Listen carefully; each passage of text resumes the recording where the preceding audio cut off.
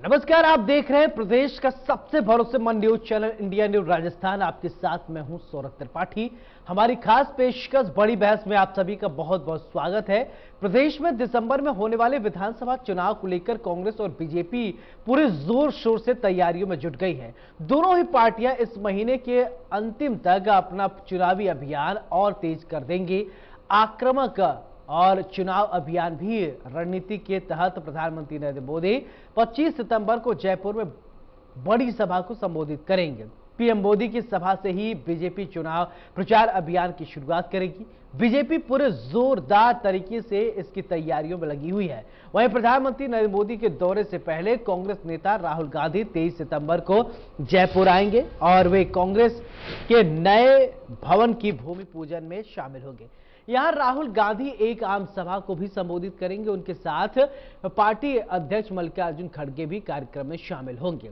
कांग्रेस भवन के शिलान्यास के साथ साथ राहुल गांधी बूथ अध्यक्षों, पंचायती राज जनप्रतिनिधियों और निकाय जनप्रतिनिधियों और पीसीसी पदाधिकारियों से संवाद भी करेंगे। कार्यक्रम स्थल का आगाज पीसीसी अध्यक्ष गोविंद सिंह डोटासरा ने अवलोकन किया है। इधर बीजेपी की परिवर्तन यात्रा के जवाब में कांग्रेस 25 सितंबर से प्रदेश के 13 जिलों में जन आशीर्वाद यात्रा निकालेगी। पार्टी एआरसीपी के मुद्दे को लेकर मुख्यमंत्री अशोक गहलोत की अगुवाई में 5 दिन तक ये यात्रा निकालेगी।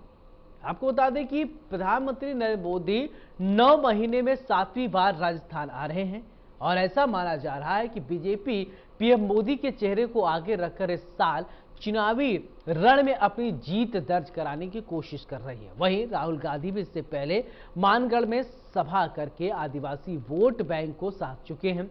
कुल मिलाकर दोनों ही पार्टियां अपने दिग्गजों को राजस्थान बुलाकर अपने अपने पक्ष में वोटर्स को लुभाने की पूरी कोशिश कर रही हैं। देखना होगा इसका कितना माइलेज सियासी रण में मिलता है। यानी अगर देखा जाए तो राजस्थान की सियासत में बीजेपी प्रधानमंत्री नरेंद्र मोदी के चेहरे का इस्तेमाल कर रही है। बताया जा रहा है कि 9 महीने के अंदर 7वीं बार प्रधानमंत्री नरेंद्र मोदी यहां पर आ चुके हैं, यानी राजस्थान में। वहीं राहुल गांधी भी मानगढ़ में आ चुके हैं। यानी कहीं न कहीं अब दिग्गजों का जो दौरा है वो राजस्थान में शुरू हो गया है। और मौजूदा अगर सरकार की बात करें तो राजस्थान में कांग्रेस की सरकार है। और इसके अलावा अगर बात किया जाए तो आगामी क्या कुछ रणनीति बनेगी, इसको लेकर बहुत ही अहम बात यह हो जाती है कि आखिरकार बीजेपी क्या इस बार कमल खिलाने में कामयाब रहेगी। राजस्थान में चुनावी रण में हुंकार भरेंगे दिग्गज। पीएम मोदी और राहुल गांधी संभालेंगे मोर्चा। राहुल गांधी 23 सितंबर को जयपुर में सभा करेंगे तो प्रधानमंत्री नरेंद्र मोदी 25 सितंबर को जयपुर में सभा करेंगे।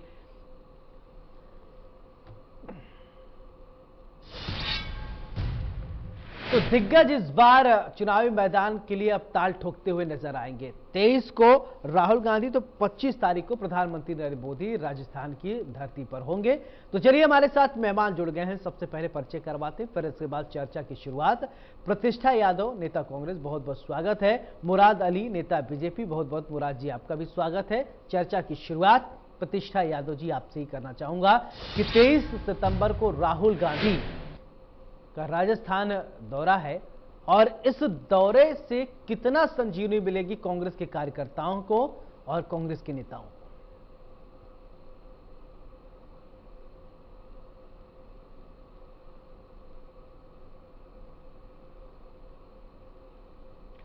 प्रतिष्ठा जी, आप अपने आप को प्लीज अनम्यूट कीजिए।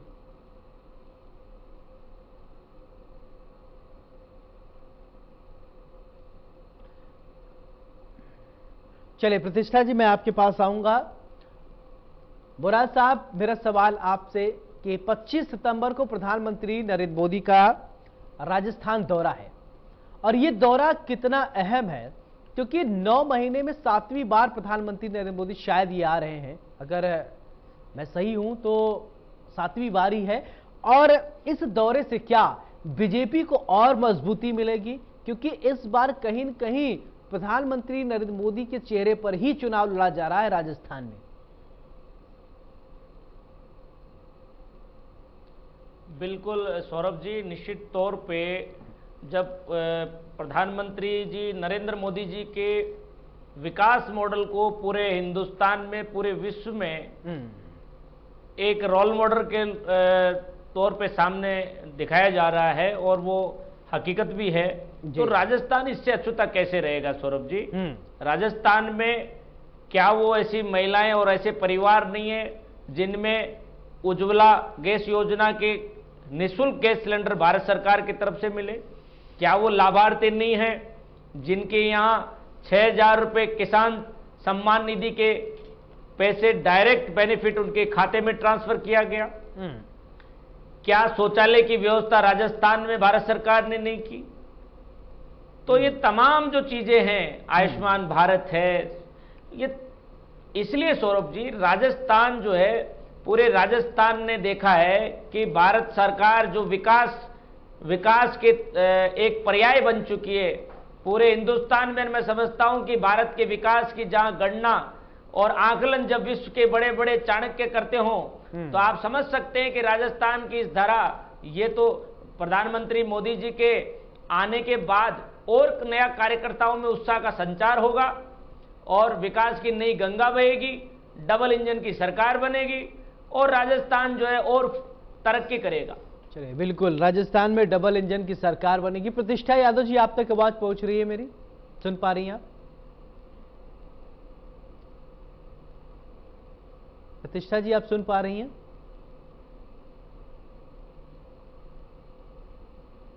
अपने आप को एक बार अनम्यूट कीजिए प्रतिष्ठा जी।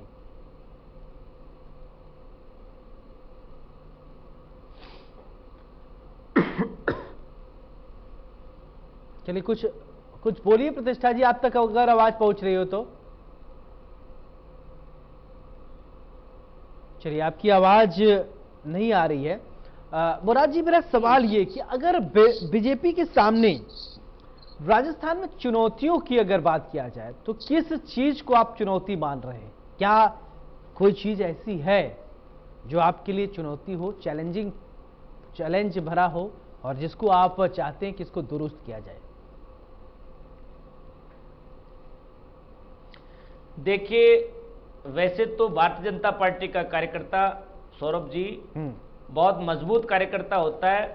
पन्ना प्रमुख से लेकर शीर्ष नेतृत्व तक का भारतीय जनता पार्टी का कार्यकर्ता बहुत परिपक्व है। लेकिन फिर भी राजस्थान में कांग्रेस की सरकार है और कांग्रेस का एक बड़ा अतीत रहा है कि जिस तरीके से ये अपने सरकारी मशीनरियों का दुरुपयोग करते हुए दिखाई देते हैं चुनाव में, जिस तरीके से ये आचार संहिता का उल्लंघन करते हुए चुनाव में काम करते हैं, तो एक बहुत बड़ी चुनौती मैं समझता हूं कि एक ऐसी चुनौती जरूर सामने आ सकती है कि यहां पर नियम कायदे ताक में रख के कांग्रेस के नेता और कार्यकर्ता जब चुनाव में काम करेंगे तो एक चुनौती लॉ एंड ऑर्डर के रूप में सामने आ सकती है। लेकिन इसका भी इलाज हमारे पास यह है कि यहां राजस्थान का मतदाता इनकी सरकारी मशीनरियों के दुरुपयोग का जवाब जो है भारतीय जनता पार्टी के कमल के फूल पर निशान दबा के और उसका जवाब देगा जरूर। बिल्कुल। हाँ मुराद जी, एक सवाल ये कि बीजेपी की अगर बात किया जाए पिछली बार की जो परफॉर्मेंस थी, क्या वजह रही जिसकी वजह से आप सत्ता से बेदखल कर दिए गए आप लोग? क्या आपने उसको भी एनालाइज आप लोगों ने किया होगा? क्या वो गलती फिर से पुनरावृत्ति न हो, उसको लेकर भी तैयारी है?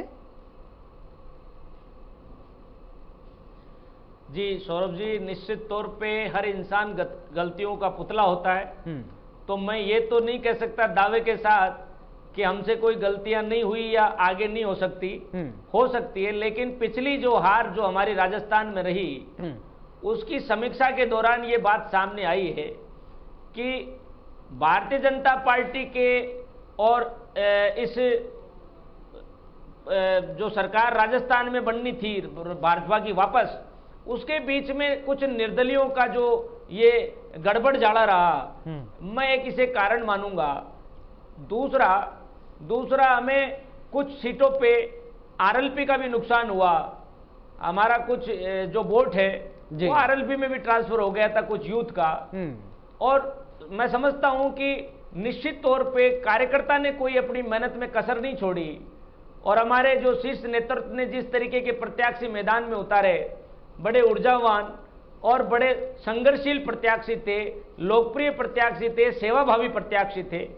लेकिन मैं समझता हूं कि कहीं ना कहीं कुछ चीजें ऐसी होती है राजनीति में जो समय पर जो है उसका खामियाजा समय के बाद उठाना पड़ता है। हमारे यहाँ पर भी कुछ इसी तरीके से जो है हम समीक्षा के तौर पे इस बात को देखते हैं कि निर्दलीय विधायकों का जिस तरीके से एक तरीके से अवतरण हुआ और जिस तरीके से इन्होंने निर्दलीय विधायकों ने कम से कम 15 से 20 सीटें इन्होंने जिस तरीके से परिणाम दिए, वो परिणाम जो है वो भारतीय जनता पार्टी के लिए चौंकाने वाले थे।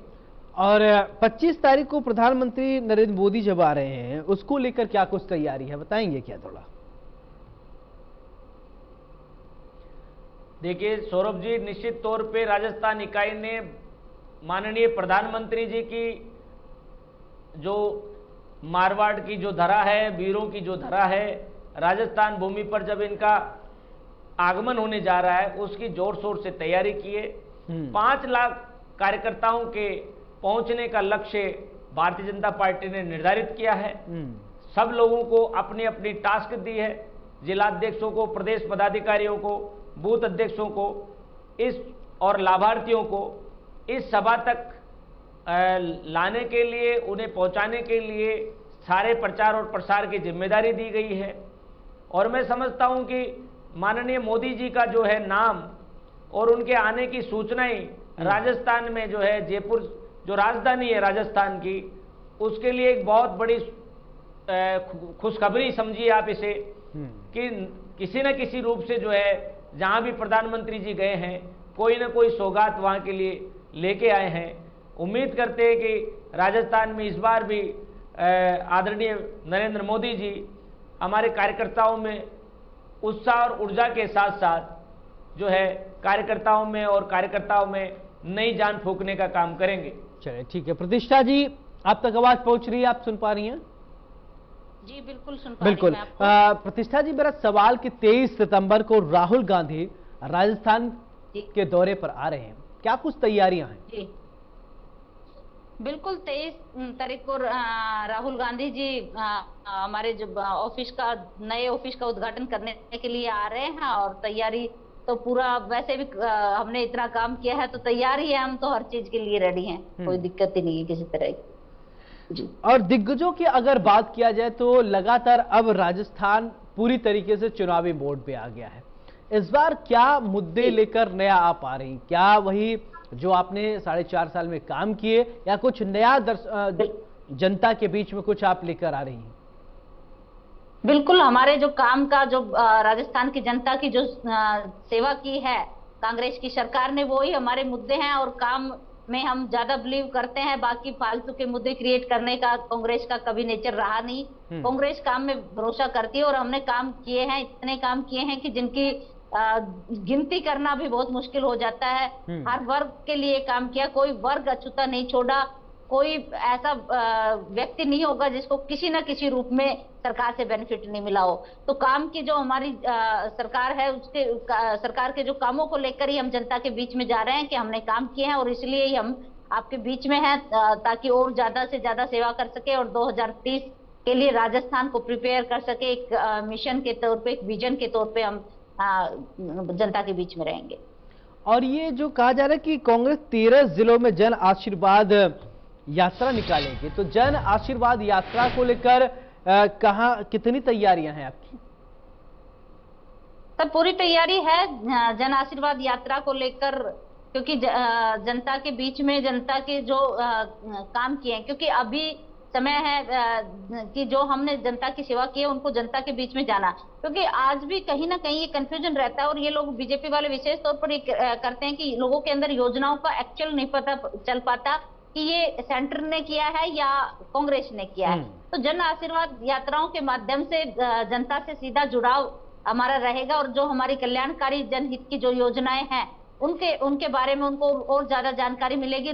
जो कोई भी अगर इन योजनाओं से कहीं ना कहीं नॉलेज के अभाव में अगर उनको बेनिफिशियरी को बेनिफिट नहीं मिल रहा, तो उनको उस चीज से और अधिक जोड़कर और उनको लाभ देने का काम सरकार करेगी जन आशीर्वाद यात्राओं के। तो अभी आपने राहुल गांधी का भारत जोड़ो यात्रा भी देखा, तो भारत जोड़ो यात्रा ने कितना फायदा दिया आप लोगों को?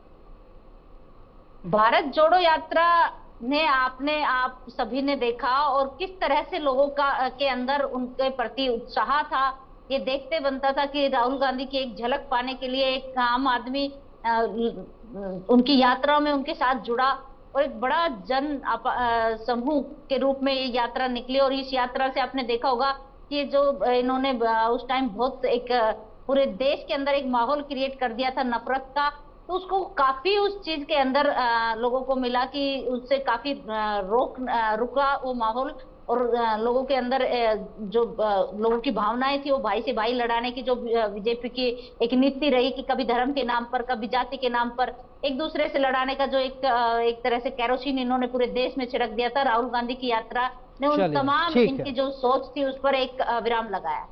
वोरा जी जवाब देंगे क्या कि इन्होंने कहा कि केरोसिन ऑयल जो है वो देश भर में छिड़क रखा था, लेकिन राहुल गांधी ने जब भारत जोड़ो यात्रा की तो जो है वो केरोसिन ऑयल जो आग लगा हुआ था उसमें पानी डालने का काम किया है।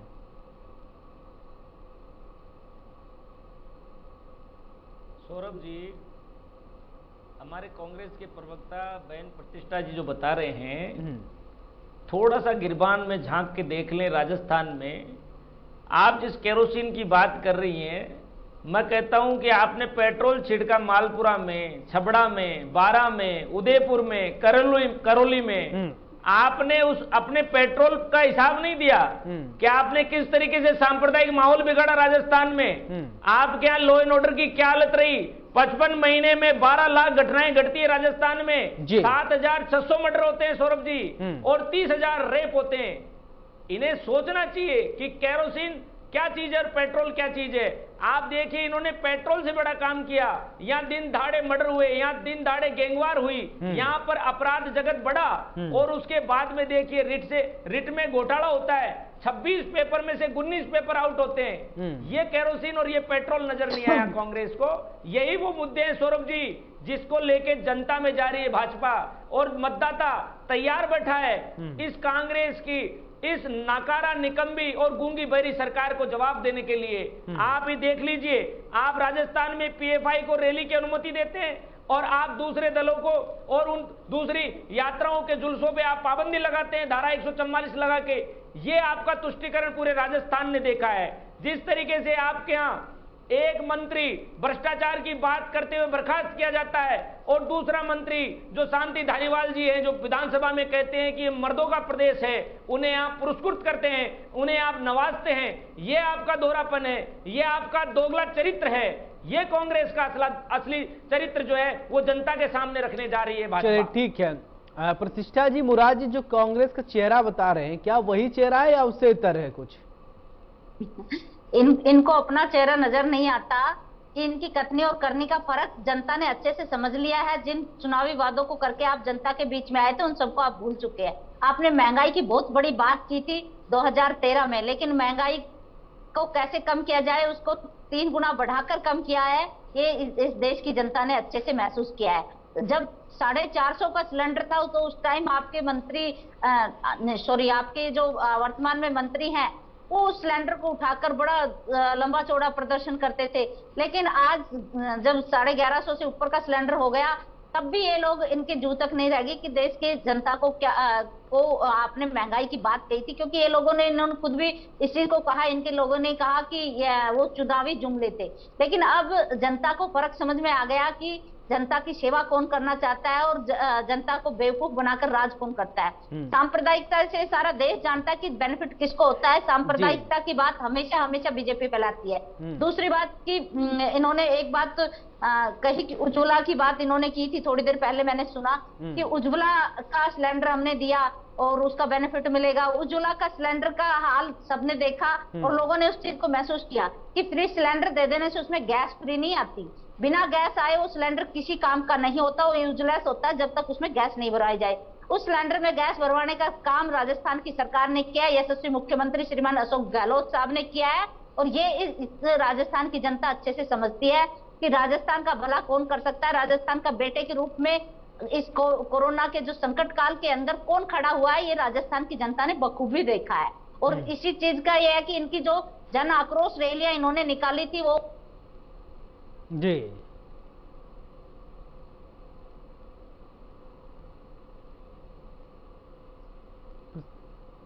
प्रतिष्ठा जी, आपकी आवाज नहीं आ रही, शायद आप म्यूट हो गए, एक बार फिर से अपने आप को अनम्यूट कीजिए।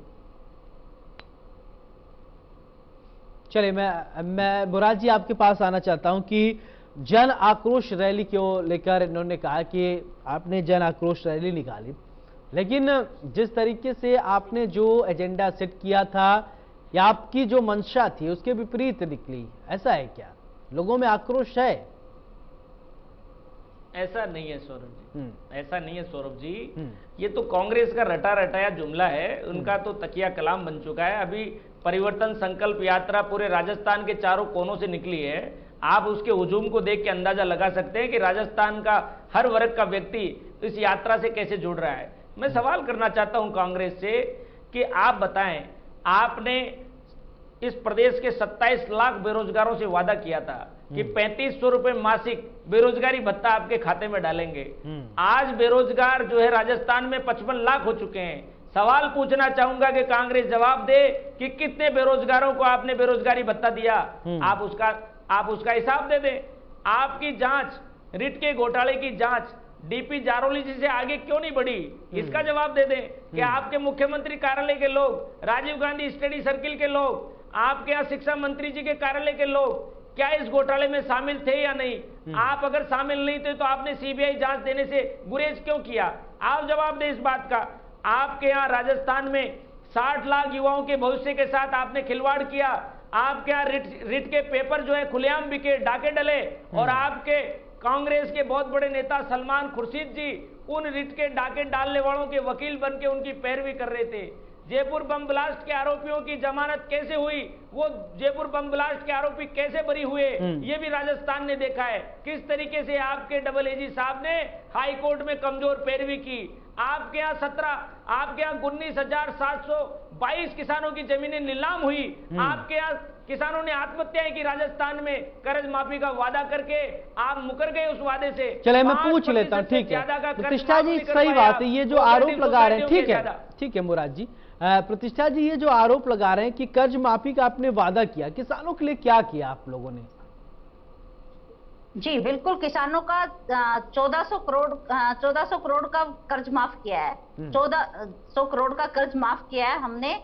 और दूसरी बात कि इन्होंने 2013 में किसानों का कर्ज माफ करने का वादा किया था, लेकिन इन्होंने एक सिंगल किसान का कर्ज माफ नहीं किया।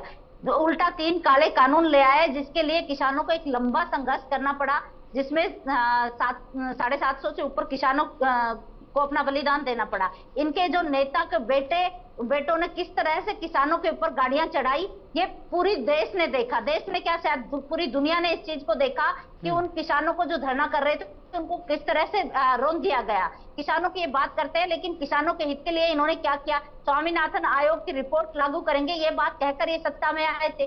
कहाँ लागू हुई स्वामीनाथन आयोग की रिपोर्ट? क्या इस देश के किसान को ये लोग बेवकूफ समझ रहे हैं कि इस तरह से किसानों की खाली बात करने से क्या होगा? आपने किया क्या है किसानों के लिए? आप सिर्फ किसानों की भूमि को गिरवी रखने के कानून ले आए अपने पूंजीपति दोस्तों के साथ के लिए, उनके भले के लिए।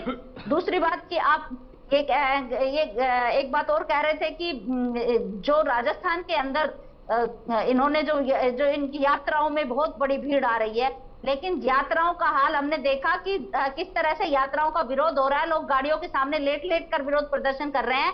वो चीजें सबके सामने है कि राजस्थान के अंदर आप कोई एंटी इनकम वैक्सी नहीं है। सब लोग, राजस्थान की सरकार ने जिस तरह से लोगों की सेवा की है उसमें लोगों के साथ है, और इनके जितने भी आरोप है वो सब बेबुनियाद है। दूसरी बात, ये बलात्कार की कर रहे थे। इनकी सरकार तो दिल्ली के अंदर जो देश के लिए मेडल जीतने वाली बेटियों के साथ तक नहीं खड़ी हुई, FIR तक के लिए धरना प्रदर्शन किया, वो भी लंबा, तो 1 दिन 2 दिन का नहीं। तो ये सारे देश ने देखा कि आपका दोगला चरित्र, आपकी कथनी और करने में कितना बड़ा अंतर है। आप कहते कुछ है, करते कुछ है। आप सिर्फ आरोप लगाते हैं या कोई वादा करते हैं, लेकिन निभाया आपने एक भी नहीं। आपने 2 करोड़ नौकरियों की बात की थी। आप युवाओं की बात तो करते हैं, लेकिन 2 करोड़ के हिसाब से आज 9 साल में 18 करोड़ नौकरियों में से आपने एक भी नौकरी दी क्या? ऊपर से जो सेना के अंदर जो भर्ती थी उसको अग्निवीर लाकर उसको समाप्त कर दिया। तो आपने युवाओं के भविष्य को, सपनों को तार-तार कर दिया। दूसरी बात मैं ये पूछना चाहती हूँ कि जो आप कह रहे थे कि इतना बड़ा ब्लैक मनी विदेशों में है, वो उसमें 15-15 लाख सबके अकाउंट में आएंगे, तो उसमें से क्या किसी के अकाउंट में 1 रुपया भी आपने डाला? और वो 15 जो इतना बड़ा ब्लैक मनी था वो वाइट कैसे हुआ? क्या वो सारे आपके ही चंदा वगैरह में आ गया क्या? इसका भी आप देश को जवाब दीजिए कि आपका वो ब्लैक मनी व्हाइट कैसे हुए। ये बहुत बड़ा क्वेश्चन है कि आपने सारी ब्लैक मनी को व्हाइट घोषित कर दिया, तो किस आधार पे किया? ये चीज इस देश का युवा जानना चाहता है, इस देश की जनता जानना चाहती है। चलिए, जवाब देंगे क्या मुराद जी? सौरभ जी, इनसे बात करें राजस्थान की तो ये पहुंच जाते हैं हिंदुस्तान, दिल्ली पहुंच जाते हैं। इनकी गलती भी नहीं है। जब राजस्थान में भारत सरकार में, 1 मिनट प्रतिष्ठा जी, बात सही है, जब ईडी सम्मन देगी राहुल गांधी जी को, ये दिल्ली पहुंच जाते हैं, इनके मुख्यमंत्री जी दिल्ली पहुंच जाते हैं। नेशनल हेराल्ड मामले में अगर कोई पूछताछ होगी तो इनके सारे नेता दिल्ली पहुंच जाते हैं। आज भी ये विषय से भटक रहे हैं। मैं कहता हूं ट्रांसपेरेंसी इंटरनेशनल की रिपोर्ट उठा के देख लें। उस रिपोर्ट में ये कहा कि राजस्थान भ्रष्टाचार में नंबर 1 पे आया। उस रिपोर्ट में साफ लिखा, एनसीआरबी के आंकड़े उठा के देख ले, राजस्थान जो है अपराधों में नंबर 1 पे आया। राजस्थान आत्महत्याओं में नंबर 1 पे आ चुका है। किसानों को खुलेआम आत्महत्याएं करते हुए यहाँ की राजस्थान की जनता ने देखा। उन युवाओं को आत्महत्याएं करते हुए देखा जो ओवर एज हो गए इन लोगों के गलत फैसलों के कारण। आप देखिए यहाँ सरकारी महकमों में लेकिन तो प्रतिष्ठा जी कह रही 1400 करोड़ फाइलें कम, माफ कर दिया है सरकार ने। ज्यादा मिला है। प्रतिष्ठा जी कह रही 1400 करोड़ सरकार ने इनकी माफ कर दिया है।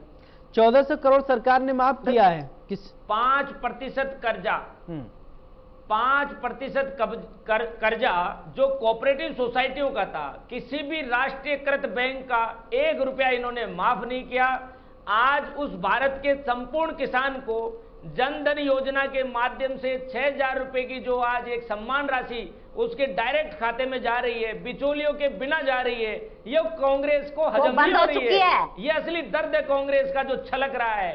आप देखिए सौरभ जी, मैं बताऊं आपको, ये बात महंगाई की कर रहे थे, इनसे पूछिए कि राजस्थान में पेट्रोल और डीजल महंगा क्यों है, यहाँ हरियाणा में पेट्रोल डीजल सस्ता क्यों है, पंजाब में सस्ता क्यों है, दिल्ली में सस्ता क्यों है। इनके यहाँ का बढ़ता हुआ वेट इन्हें नजर नहीं आ रहा। इनके चश्मे का नंबर बढ़ चुका है सौरभ जी। और आपको समझना पड़ेगा कि बिजली 100 यूनिट बिजली फ्री देने का वादा करने वाली ये झांसा सरकार, झांसे की सरकार 9 बार बिजली की कीमतें बढ़ा चुकी है, 9 बार। और जब से 100 यूनिट बिजली फ्री देने का वादा किया, इनकी बिजली कटौती की सीमा भी बढ़ चुकी है।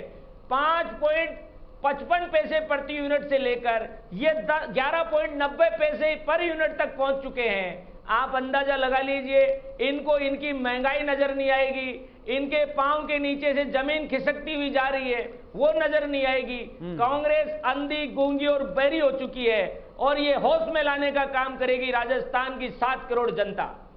चलिए ठीक है प्रतिष्ठा जी, आप जवाब दीजिए। कांग्रेस अंधी, गूंगी, बहरी हो गई है, जो आरोप मुराद जी लगा रहे हैं, इस आरोप में कितनी सच्चाई है?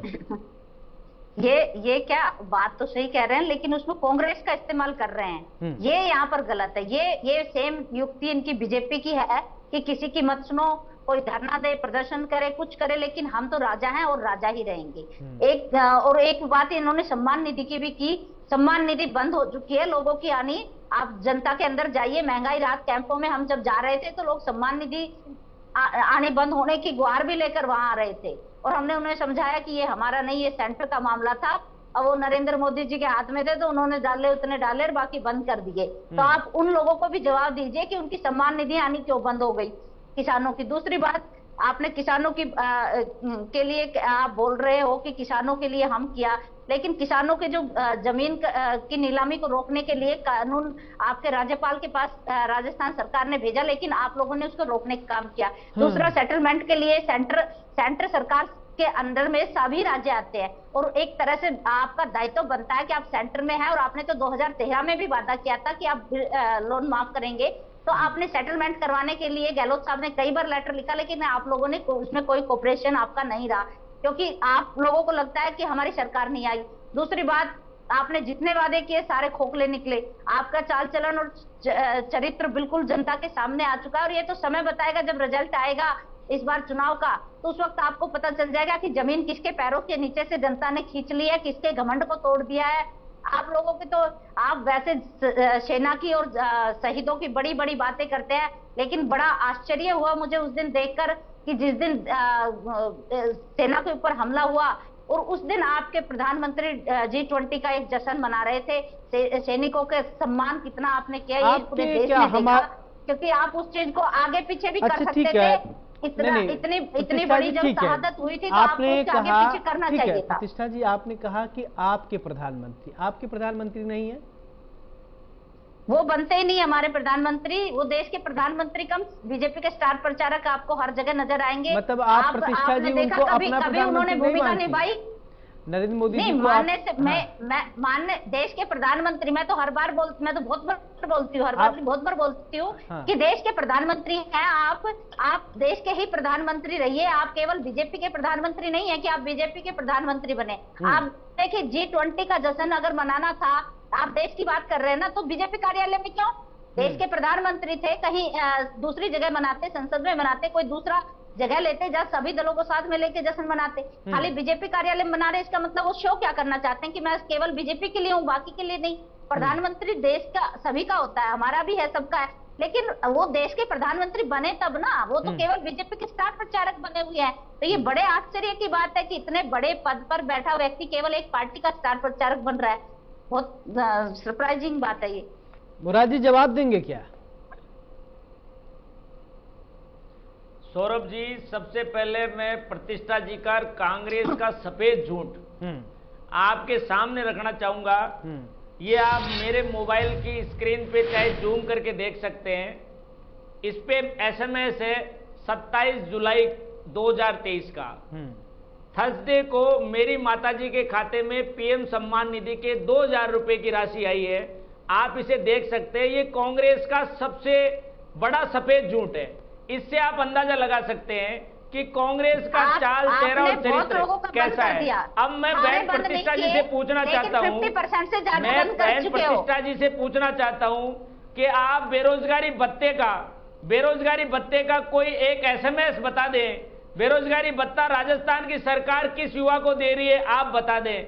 आपकी साइड चल नहीं रही, आपका सर्वर डाउन है, आप स्वीकार कर ले इस बात को और माफी मांगे राजस्थान की जनता से। मैं आपको एक चीज बताता हूं, कांग्रेस की एक असली दर्द ये है सौरभ जी कि कांग्रेस ने आज तक काम के नाम पे अगर कुछ किया तो यहाँ पर रातों रात ग्राम पंचायतों को जिला बनाने का काम किया, इनके यहाँ MLA की फोन टेपिंग करने का काम किया, उनकी जासूसी कराने का काम किया, होटल में जाकर छिपने का काम किया। तो आप भला देखिए किस तरीके से राजस्थान की जनता के बीच में इनके MLA, मंत्री और मुख्यमंत्री जा पाएंगे। ये गए नहीं। इनके यहाँ राजस्थान के मुख्यमंत्री खुद गृह मंत्री भी हैं। उसके बाद हालात ये हैं कि हमारी माँ बहनें जो है सड़क पे सुरक्षित नहीं चल सकती। हमारी माँ बहनें कह रही है कि आप हमें मोबाइल नहीं, सुरक्षा की गारंटी दीजिए, लेकिन इनके पास जवाब नहीं है सौरभ जी। चलिए, सुरक्षा व्यवस्था को लेकर प्रतिष्ठा जी सवाल उठा रहे हैं कि राजस्थान में महिलाएं सुरक्षित नहीं है। आए दिन हत्या, बलात्कार, लूट, चोरी, इस तरीके की जो खबरें हैं वो सुर्खियों में रहती हैं। आखिरकार लॉ एंड ऑर्डर को लेकर क्या आपने उतना मजबूत पुलिस या सिस्टम नहीं बनाया जिसकी वजह से इस तरीके की घटनाएं हो रही हैं? बिल्कुल, हमारा सिस्टम को हमने बहुत ज्यादा दुरुस्त किया है और आपने भी देखा होगा ये चीजें कि जो गैंगवार थे उसमें कितने अपराधी इस बार पकड़े गए हैं। और दूसरा एक चीज, इन्होंने NCRP का हवाला दिया था, उसी NCRP के अंदर राजस्थान में लॉ एंड ऑर्डर की बात कही गई कि जितने पूरे देश के अंदर अगर किसी अपराधी को सजा देने के अंदर भी राजस्थान देश में नंबर 1 पर है। ये चीजें उसी NCRP के जिस रिपोर्ट का ये बात कर रहे हैं उसी के अंदर ये चीजें भी प्रकाशित हुई है। केवल मैं डाटा नहीं रख रही हूँ। और आप ये देखेंगे कि जितना त्वरित न्याय पीड़िता को राजस्थान सरकार ने दिया है उतना पूरे देश में कहीं नहीं हुआ। इन लोगों ने तो बलात्कारियों को बचाने तक का काम किया है। आप देखिए मणिपुर की घटना सबके पूरे देश ने देखा, किस तरह शर्मसार हुए। ये लोग एक शब्द बोलने के लिए तैयार नहीं थे पूरे उस घटनाक्रम पर। दूसरे एक बात, इन्होंने युवाओं को भत्ते की बात कही थी। युवाओं को भत्ते के लिए मैं आपको नाम और नंबर दोनों आपको आपके नंबर पे भेज देती हूँ, आप बात करके पता कर लीजिए। और 1-2 नहीं, आपको पूरी लिस्ट भेज देती हूँ, आप बात कीजिए कि लोगों को मिल रहा है कि नहीं मिल रहा है। और दूसरी बात, मैं आपको उन लोगों के भी नंबर, क्योंकि ये मैं खुद वहां पर मौजूद थी और मेरे पास काफी लोग आए, आप दे रहे हैं लेकिन आपने पूरा बंद नहीं किया, लेकिन आपने बहुत ज्यादा हद तक बंद कर दिया। मैं आपको उन लोगों के भी नंबर प्रोवाइड करवा देती हूँ, उनसे आप बात कीजिए और आप खुद पता कर लीजिए कि मैं जो कह रही हूँ कितना सच्चा है और कितना गलत है।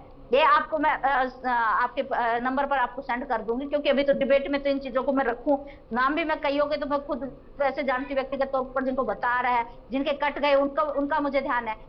लेकिन ये केवल और केवल झूठ को बार बार, इनको एक ही सिद्धांत है कि झूठ बोलो और बार बार बोलो, जोर जोर से बोलो, ताकि लोगों के अंदर उस चीज का भ्रम हो जाए कि ये जो कह रहे हैं वो सत्य कह रहे हैं। लेकिन ऐसा नहीं है, देश ने आपका चेहरा देख लिया है, आपकी सच को पहचान लिया है कि आपकी कथनी करने में कितना बड़ा फर्क रहा है।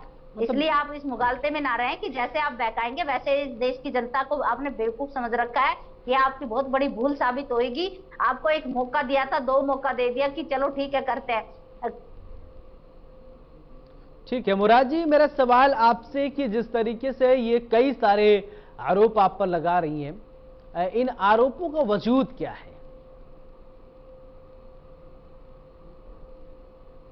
सौरभ जी, ये इनकी बौखलाहट है, कांग्रेस की साफ तौर पे बौखलाहट नजर आ रही है।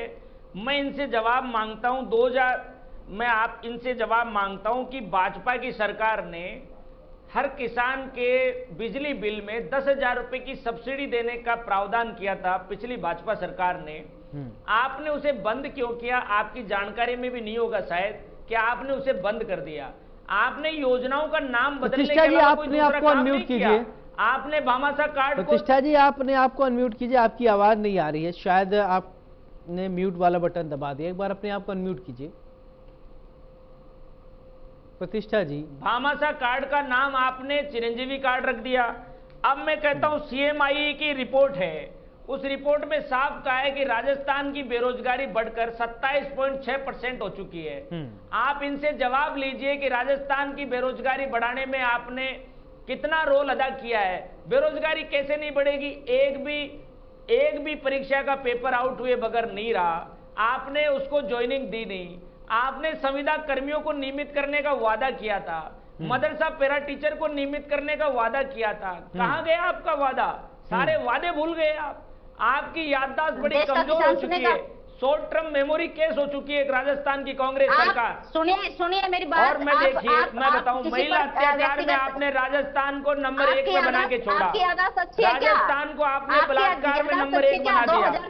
राजस्थान को आपने भ्रष्टाचार में नंबर 1 बना दिया। राजस्थान को आपने जो है बेरोजगारी में नंबर 1 लाके छोड़ दिया। आत्महत्याओं का आंकड़ा राजस्थान में बढ़ गया। प्रतिष्ठा जी, सच को सुनना शुरू कीजिए। आपके एक एक काले कारनामे का जवाब लेगी ये राजस्थान की जनता, माफ नहीं करेगी। आपको और आपकी कांग्रेस को माफी मांगनी चाहिए सार्वजनिक तौर पे राजस्थान के उन युवाओं से जिनको आपने ओवरएज कर दिया, राजस्थान की उन बहनों से जिनकी अस्मत लूटी गई, राजस्थान की उन मां बहनों से जिनकी चेनें खुलेआम तोड़ी गई। आपको शर्मसार करने का काम किया राजस्थान प्रदेश को। चलिए ठीक है, बोलिए प्रतिष्ठा जी, क्या कहना चाह रही?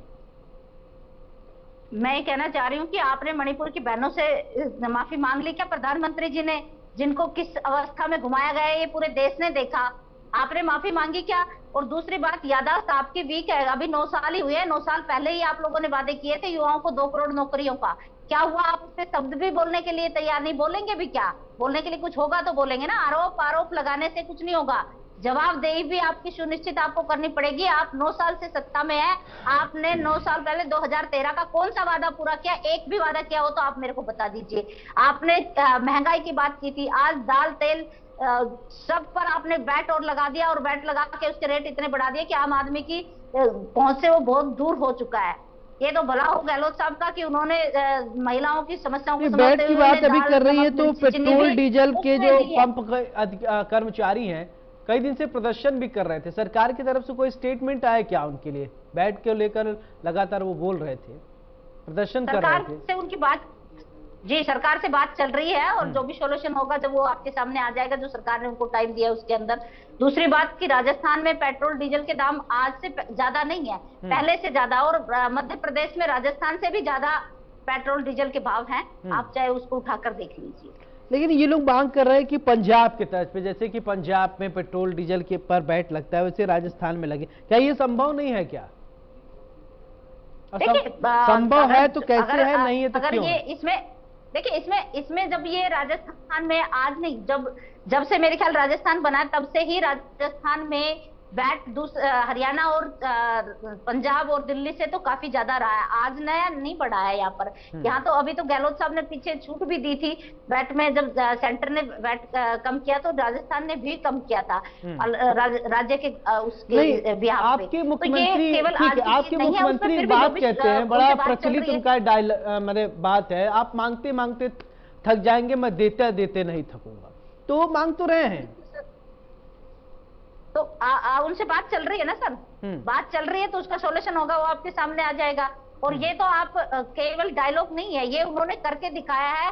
और ये हर व्यक्ति ने इस चीज को माना है कि वाकई में गहलोत साहब ने जो कहा किया। उन्होंने केवल कांग्रेस और बीजेपी नहीं, उन्होंने कांग्रेस को नहीं देखा, बीजेपी के भी अगर विधायकों ने उनसे कुछ मांग रखी तो वो उन्होंने पूर्ण किया है। और ये चीज सबके सामने आई है कि हालांकि उन विधायकों पर कार्रवाई हो गई जिन्होंने इस बात के लिए गहलोत नहीं, ठीक है। तो कोटा में जिस तरीके की घटनाएं हो रही हैं, माँ बाप भी ये मांग रहे हैं कि हमारे बच्चों को सुरक्षा प्रदान किया जाए, इतना मानसिक प्रताड़ित न किया जाए कि हम किस कंडीशन में पढ़ने के लिए भेज रहे हैं और बच्चे वहां जाकर आत्महत्या कर ले रहे हैं। इसके लिए सरकार काम कर रही है। सरकार ने बहुत ज्यादा इसके ऊपर वर्क किया है कि भाई, क्योंकि हमारा उद्देश्य यही है, हम जो हमारी सरकार है, गहलोत साहब 0% टॉलरेंस पे काम कर रहे हैं। किसी भी तरह की गलत चीज को बर्दाश्त नहीं करना। आप ये बता दीजिए कि अभी तक ठीक है काम कर रही है, वजह क्या है? वजह कुछ आप लोग फाइंड आउट किए होंगे, क्या वजह है ये तो बता दीजिए, दर्शकों को एक आश्वासन तो दे दीजिए कि नहीं ठीक है वजह है यही है। किस चीज का? बच्चे ये जो लगातार कोटा में सुसाइड कर रहे हैं, वजह क्या है? आप लोगों ने कोई सर्वे कराया, कोई स्टडी किया, करवाया? कुछ तो आप लोगों को पता होगा कि ठीक है अभी फिर, क्योंकि अभी बच्चे के जो आप कह रहे हैं मांगते मांगते आप थक जाएंगे, मैं देते देते नहीं थकूंगा। पर देखिए आपको भी पता है इस बात का अच्छे से कि कोई भी बच्चा जो आत्महत्या कर रहा है उसमें मेरे ख्याल से सरकार का कोई इस तरह का रोल नहीं है। सरकार का रोल नहीं है, ठीक है, वो एक व्यवस्था उपलब्ध कराएगी। मैं व्यवस्था में कोई कमी थोड़ी है सर, व्यवस्था अच्छी है, लेकिन कई बार क्या होता है कि पेरेंट्स का भी बच्चे पर अति दबाव बन जाता है कि वो बहुत ज्यादा उम्मीदें पाल लेता है और बच्चा वो नहीं कर पाता जो पेरेंट्स चाह रहा है, तो वो कहीं ना कहीं ये चीजें उनके रीजन बनती है कि वो स्ट्रेस में इस तरह का कदम उठाता है। लेकिन किसी भी रीजन से ये जो भी युवा हमारे आत्महत्या करते हैं तो ये गलत है कि सहन करने लायक चीज थोड़ी है कि कोई भी स्ट्रेस, अगर इतना सा स्ट्रेस हम नहीं बर्दाश्त कर पाते। दूसरी बात है कि आज आत्महत्या छोड़िए, आज के जो छोटे छोटे बच्चे उनमें भी आक्रोश है। तो कहीं ना कहीं ये चीजें आज फोन और टीवी का अत्यधिक इस्तेमाल भी लाइफ में, मुझे ऐसा लगता है व्यक्तिगत तौर पर मैं बोल रही हूँ मेरे हिसाब से, कि मुझे लगता है कि ये चीजें भी हमें कहीं ना कहीं, क्योंकि इस पे हमारा बहुत सारा टाइम तो वेस्ट हो जाता है और बाद में जब जब हमारा रिजल्ट आता है या हमारा एग्जाम टाइम आता है तो हमें लगता है कि हम तो कुछ कर नहीं पाए, पेरेंट्स को बहुत। चले ठीक है मुराद जी, मेरा सवाल ये कि राजस्थान में सबसे ज्यादा जो दिक्कतें अभी तक आपको लग रही है कांग्रेस सरकार में, क्या दिक्कत आपको अभी तक महसूस हुई है? क्या इंप्रूवमेंट करने की जरूरत है? देखिए ईमानदारी से सौरभ जी, राजस्थान की सरकार की सबसे बड़ी जो फेलियरशिप है वो है कमजोर इच्छा शक्ति। हम बार बार बात करते हैं कि राजस्थान की जनता की जबान पे एक ही सवाल है कि राजस्थान में कमजोर इच्छा शक्ति की सरकार है, और मैं समझता हूं कि मजबूत इच्छा शक्ति की जरूरत राजस्थान में है। और राजस्थान में जब तक मजबूत इच्छा शक्ति की सरकार नहीं बनेगी, डबल इंजन की सरकार नहीं बनेगी, जब तक राजस्थान की 7 करोड़ जनता को उसका लाभ नहीं मिल पाएगा। अभी कांग्रेस का एक दूसरा सफेद झूठ आपके सामने रखना चाहूंगा। आप इनसे ये पूछिए प्रतिष्ठा जी से कि जब आपके राहुल गांधी जी ने 1 से लेकर 10 तक की गिनती बोली थी, उस वक्त राजस्थान के कितने किसानों का कितना कर्जा बाकी था राजस्थान पे? आप जरा ये आंकड़ा बता सकते हैं तो बताएं। आज अभी इसी चैनल पे पता चल जाएगा कि कांग्रेस का असली चेहरा क्या है। अच्छा, आप इनसे पूछ लें जी कि राजस्थान के कितना किसानों का कर्जा उस समय बाकी था। अच्छा, झूठ का भी कलर हो गया है क्या? सफेद झूठ, काला झूठ, नीला झूठ, ये कलर भी होने लगे हैं क्या? ठीक है प्रतिष्ठा जी, सफेद झूठ आपका भी बिल्कुल हो गया सौरभ जी, बिल्कुल हो गया। ठीक है, सफेद झूठ आपका इन्होंने इंगित किया है। सौरभ जी, ठीक है, अब इसका जवाब लीजिए, बोलिए क्या कह रहे थे मुराद जी? एक बार फिर से आप आरोप लगा दीजिए, उसका जवाब आप ले लेंगे प्रतिष्ठा जी से। मैंने ये निवेदन किया है सौरभ जी कि प्रतिष्ठा जी ये बता दें कि जिस समय पर कर्जा माफी का वादा किया गया था राजस्थान में इनके युवा राजकुमार की तरफ से, उस समय राजस्थान के किसानों पर कितना कर्ज था बैंकों का, ये आप आंकड़ा ले लीजिए इनसे। चलिए बता दीजिए प्रतिष्ठा जी। आप मुझे ये बताइए, आपकी बात का मैं जवाब दूं कि जब 2013 में आपके सेंसा ने डिक्लेरेशन किया था कि वो किसानों का कर्ज माफ करेंगे और स्वामीनाथन आयोग की रिपोर्ट को लागू करेंगे, उस वक्त किसानों के ऊपर कितना कर्ज था? आप मुझे पहले इसका जवाब दे दीजिए। अरे रिपोर्टों को छोड़िए प्रतिष्ठा जी, आपने सच्चर कमेटी की रिपोर्ट लागू करने का वादा किया था, आपने निभाया क्या? आपकी जवाब दे नहीं है, क्वेश्चन सच्चर कमेटी का आपने वादा निभाया क्या? जवाब कौन देगा? जवाब कौन देगा? क्वेश्चन खड़े करना बहुत इजी है, जवाब देना बहुत मुश्किल है। आपको मैंने पूछा, उस बात का जवाब दीजिए। मतलब क्वेश्चन खड़ा कर दिया, जवाब नहीं दे पा रही क्या? महाराजा ने, आपके सेंसा ने ये वादा किया था पूरे भारतीय किसान को, उस टाइम कितने भारतीय किसानों के ऊपर कर्जा था? आप मुझे इसका जवाब दीजिए। आपका सफेद, काला, नीला, पीला सारा झूठ सामने आ जाएगा। आप बताइए, आपने स्वामीनाथन आयोग की रिपोर्ट लागू करने के लिए बात की, 12 कलर लगभग होते, बहुत सारे कलर होते, सारे कलर के झूठ हैं क्या? आप लोग अलग अलग सफेद, काला, नीला, पीला, हरा, गुलाबी सब झूठ है। वो नीले शेयार वाली कहानी है आपकी, वो नीले शेयार वाली कहानी है कि किसी की खाल ओढ़कर कोई भी आ जाए तो वो वही रहता है, इससे कोई फर्क नहीं पड़ता। आदमी चाहे आप काला रंग पहने, जब आप झूठे हो तो झूठे ही रहोगे। आप चाहे व्हाइट कलर पहने, चाहे ब्लू पहने, झूठा व्यक्ति झूठा ही रहता है। आप इतना झूठ बोल रहे थे, 1400 करोड़ रुपए का कर्जा माफी का अभी सफेद झूठ बोला आपने। 99.936 करोड़ रुपया इस किसान का, राष्ट्रीयकृत बैंकों का और कोऑपरेटिव सोसाइटियों का इस किसान पे बाकी था राजस्थान में। आप इस आंकड़े को उठा के देख लीजिए, समझ पा रहा हूं कौन सा झूठ फेरन लवली लगा कि गोरा हो जा रहा है इसमें।